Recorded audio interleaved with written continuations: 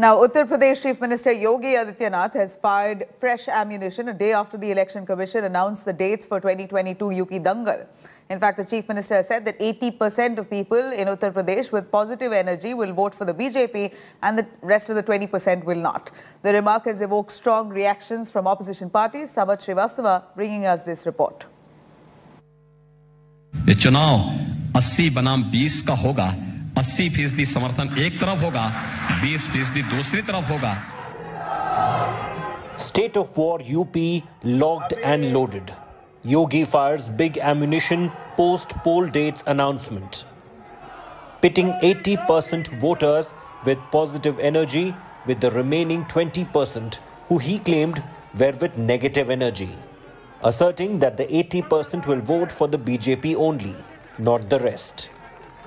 ये चुनाव 80 बनाम 20 का होगा। 80% समर्थन एक तरफ होगा, 20% दूसरी तरफ होगा और मुझे लगता 80% सकारात्मक ऊर्जा के साथ आगे बढ़ेंगे। 20% हमेशा विरोध किए हैं, विरोध करेंगे, लेकिन सत्ता बीजेपी की आएगी। बीजेपी फिर सबका साथ सबके विकास के अभियान को आगे बढ़ाने का कार्य करेगी। The opposition has come out all guns blazing against Yogi, claiming that Chief Minister Yogi Adityanath is pitting 80% Hindus with 20% Muslims in Uttar Pradesh.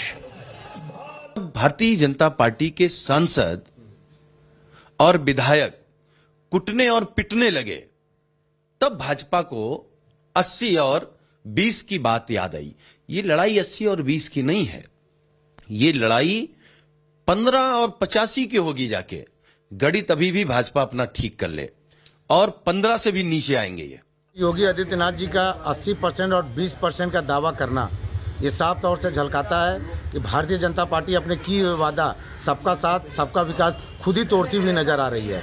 चुनाव हारने के डर से अब वो 80-20 तुष्टीकरण की राजनीति, सांप्रदायिकता की तरफ चुनाव को ले जा रहे हैं। अगर इस तरीके की बयानबाजियां जो धर्म के आधार पर या मजहब के आधार पर या किसी भी कम्युनिटी को टारगेट करती हैं या किसी भी तरीके का पोलराइजेशन समाज में पैदा करने की कोशिश की जाती है, तो मेरा मानना है कि चुनाव आयोग को अज खुद उसका संज्ञान लेना चाहिए, उस पर कार्रवाई करनी चाहिए। But this is not the first time when Yogi has locked horns with the opposition over any remark. Sardar Patel जी,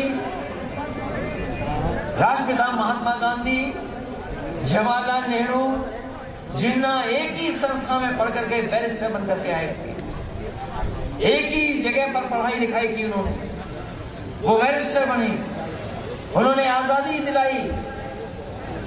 उन्हें किसी भी तरीके से किसी का भी संघर्ष करना पड़ा होगा तो वो पीछे नहीं हटे। एक तरफ सरदार पटेल हैं जो राष्ट्र नायक हैं, दूसरी तरफ खलनायक के रूप में राष्ट्र तोड़क जिन्ना भी हैं। सरदार पटेल की तुलना अगर कोई जिन्ना से करने लग जाए तो ये वोट बैंक की वो निकृष्ट राजनीति होगी जिसके लिए व्यक्ति के लिए देश की कीमत पर राजनीति करना हो सकता है। Yogi's Abbajan jibe at Samajwadi Party chief Akhilesh Yadav also sparked a massive war. राशन मिल रहा होगा ना आप लोगों को? राशन मिल रहा है राशन। क्या ये राशन 2017 के पहले भी मिलता था? क्योंकि तब तो अब्बाजान कहने वाले राशन हजम कर जाते थे। With the Election Commission banning all physical rallies till January 15th due to COVID spike, Yogi's sharp attack has sent temperature soaring. It's going to be worth seeing in which favor this statement goes in. Will with BJP, SP, BJP, BSP or Congress? With cameraman Gaurav Gupta, Samarth Srivastava for India Today.